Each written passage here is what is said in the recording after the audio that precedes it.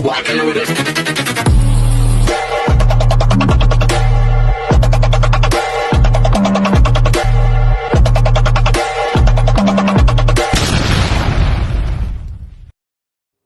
Hi everyone! Good evening! I'm back! It's your Mama Sam dito sa Sam Sam TV. Kamusta naman kayo mga amigo, amiga, kumare at kumpare? Sana lahat kayo ay okay at safe ngayong araw na to. Syempre ko ako naman ang tatanungin nyo. Nakita naman ninyo, fresh overload pa rin, di ba? Merry Christmas po sa inyong lahat. Kamusta ang Pasko ninyo? Ako okay na okay kasi napaka-perfect ng Christmas at saka napakasaya. Nag-enjoy ako ng bonggang-bongga kasama syempre yung mga estudyante, syempre si PE teacher, at saka syempre yung mga co-teacher ko, at saka syempre si Nu.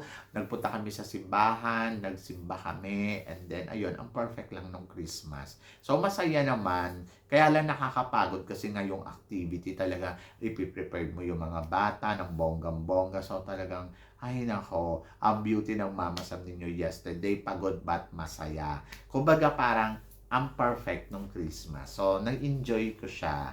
So, yon. So, at ito ang nakaka-enjoy kasi syempre, marami tayong chika. So, kamusta naman ang mga pagkain ninyo? So, may mga natira pa ba? Namiss ko yung biko, yung sinokmane. So, gustong-gusto ko yun. Tapos, ayun, may spaghetti pa sa awa ng Diyos. Pagkatapos, may lumpia. Syempre yung lumpia, the best. Tapos, fried chicken. So, yun yung mga kinain namin nung Pasko. Kaya yung Mama Sam mo, Diyos ko, bumundat na naman ng bonggang-bongga. Para na naman ako si Santa Claus. Charot! So, yun, nag-Santa Claus din ako yesterday. Diyos ko, talaga yung ilong ko, kamot ako ng kamot. Kasi yung buhok, 'di ba? Yung may balbas kasi siyang puti. Ay nako, naloka ako. But dahil na-enjoy ko naman gawa ng mga bata, sobrang saya talaga. Lalo na yung nakita nila ako. Tapos yung kwento nila, si Teacher Sam nag-Santa Claus, saya-saya. Tapos yung iba sabi gano'n, ba't hindi ka na nag-Santi? Sabi ko, wala kasi magsa-Santa Claus. 'Di ba? So, yon. At eto, syempre marami tayong chika na talaga naman, magiging masaya tayong lahat. Kasi, syempre, alam naman natin si Michelle D, di ba? Ang dami niyang nakuhang special award dito sa Miss Universe. Siya yung nanalong tawag dito, national costume, fan vote, pagkatapos yung kanyang advocacy, di ba?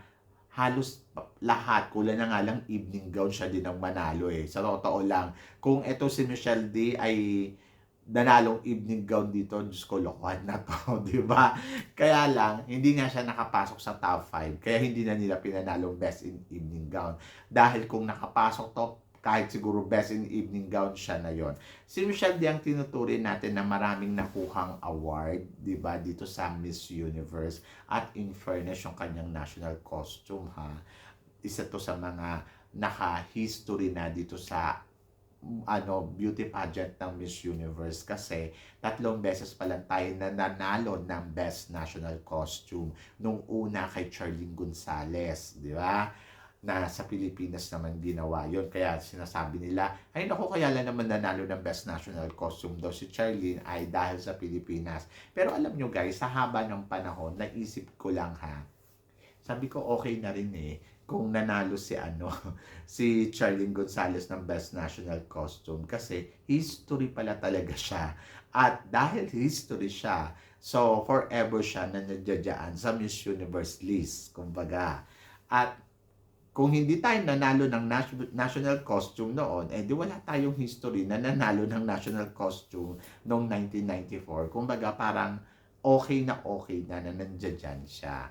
And then number 2, si Gasini Ganados. So natuwa naman ako kasi syempre 'di ba, nanalo si Gasini ng Best National Costume. And then pangatlo nga si Michelle D. So silang tatlo pa lang yung masasabi mo na nag-remark, gumawa ng history dito sa Miss Universe. Kaya naman masasabi ko iba talaga si Michelle D, 'di ba?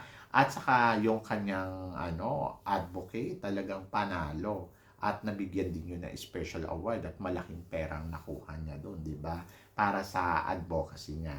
At eto nga guys, so Michelle D tinanghal na Woman of the Year sa Woman of the Year 2023 sa TAG Awards sa Chicago. Oh, ang bongga, di ba? Siya talaga yung napiling Woman of the Year. So, ibig sabihin, iba talaga si Michelle D. At hindi lang Pilipinas ang nagkakagulo sa kanya, kundi buong mundo. Kasi para pansinin si Michelle D dito sa para manalo ng Woman of Award, ay ang bongga nito, di ba?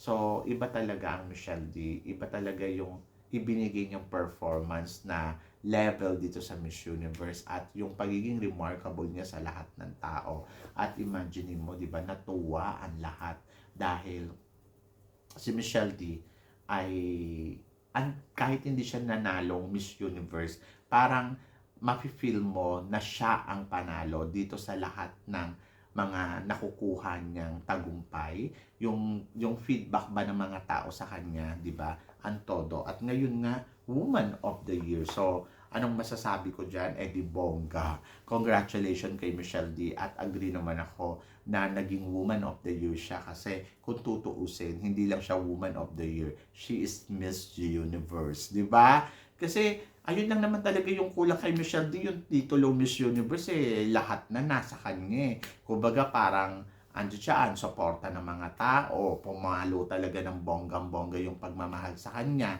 Ang kanyang Instagram umabot na yata ng 1.8, di ba? Kung iisipin mo, layo na nang narating ng isang Michelle D. At ngayon, eto nga, binibigyan siya ng Woman of the Year Award, talaga naman deserve naman niya yan. At feeling ko, Corona dapat. Miss Universe ang yun na ang dapat ibigay kay Michelle D. Kasi para naman na siyang Miss Universe talaga. Aminin man natin yan o hindi. Di ba? So, yun. So, malo kasi kunaan sa kanya. Kasi parang sa sobrang dami ng mga nagre-recognize talaga na si Michelle D ay isa sa mga the best candidates sa Miss Universe. At kung hindi to nakita ng Miss Universe organization, ewan ko na lang sa kanila. Basta ang importante ay si Michelle D ay talagang humataw, pumalo ng todo-todo. At nagpapasalamat ako kasi syempre na mga ibang taga-bansa pa yung nagbibigay sa kanya ng mga ganitong klaseng award. Ang bongga kaya niyan, di ba? Kaya kung iisipin mo, Michelle D, winner na winner talaga. Parang siya pa yung nanalong Miss Universe. Ngayon mayroon siyang 1.8 million na followers sa Instagram. 1.7 and then kay Antonia Forsyth naman ay merong 1.8 followers. So, parang 1.8 million tapos kay Michelle D 1.7 million. Kumbaga, parang konting-konti na lang marireach na talaga ni Michelle D yung 1.8 million at mapapantayan niya na to si Antonia Forsyth, di ba? So, ganun kadami yung sumusuporta ngayon kay Michelle D. Kumbaga, parang hindi lang naman kasi Pilipino talaga yung tumututok sa kanya, pati yung mga taga-ibang bansa kasi talagang naniwala talaga sa kakayahan ni Michelle D. At yung ipinakita ni Michelle D sa Miss Universe, ay nako, yun yung masasabi kong remarkable talaga. Kasi kung iisipin mo, 'di ba? Dati nirereklamo ng lahat, ako si Michelle D malamyayan, ako si Michelle D walang ipapakita yan sa Ako, grabe. Siguro mas maganda talaga kung ang ginawa ni Michelle D dati, yung buhok niya na yung alam mo yun, yung may pagkakulot na gano'n. Kasi parang feeling ko ang girly-girly niya. Yun dito kasi nakita natin sa Miss Universe, parang feeling ko ibang tao. Parang feeling ko hindi siya si Michelle D, sa totoo lang.